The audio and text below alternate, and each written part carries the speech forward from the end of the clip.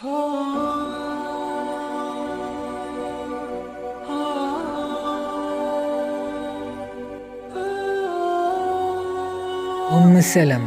was among the wives of the Prophet sallallahu alaihi wasallam. She is one of the mother of the believers, the Ummul Mu'mineen.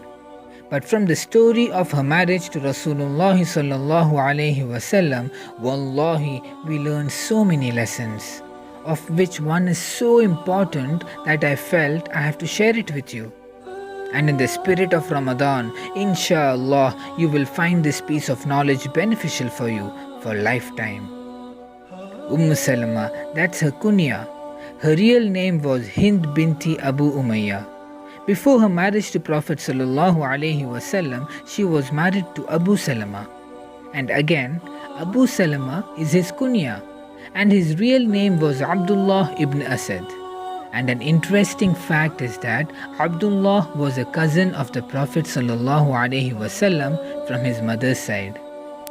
And she was among those very few women Sahabiya who migrated both the Hijrah to Abyssinia as well as to Medina. But even more of her honor is because she was also the first woman Sahabi to migrate to Medina. Abu Salamah, her husband, was known for his gentleness and his akhlaq. And there was a very, very strong love between this pair. Between Abu Salamah and Salamah, the example of their love we will soon realize.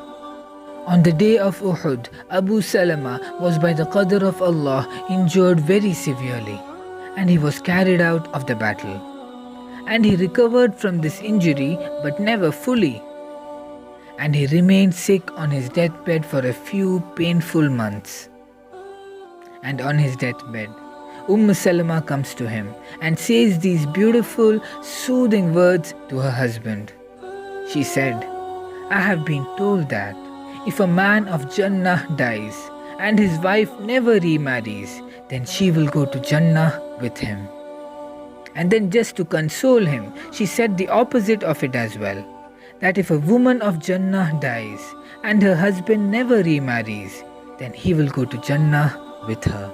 So she says, let us make a promise to one another that we are not gonna marry if one of us dies before the other.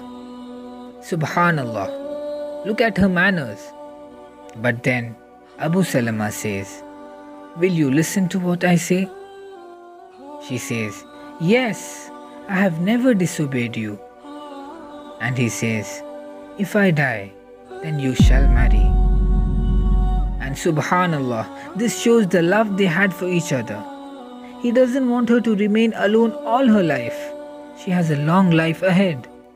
And then after he radiallahu anhu passed away, Salamah says, and this hadith is in Bukhari, and this is what I primarily wanted to share with you. Salamah says that as soon as Abu Salamah died, I remembered a hadith. That when a calamity strikes on someone and he says, Inna lillahi wa inna ilayhi raji'un, Allahumma ajurni fi musibati wa akhlufli khayran minha. Indeed, to Allah we belong and to Him is our return. O Allah, reward me in this calamity and replace it with something better than it. Now I want you all to memorize this dua in this Ramadan. And what is the effect of this dua? We are just about to see, inshallah.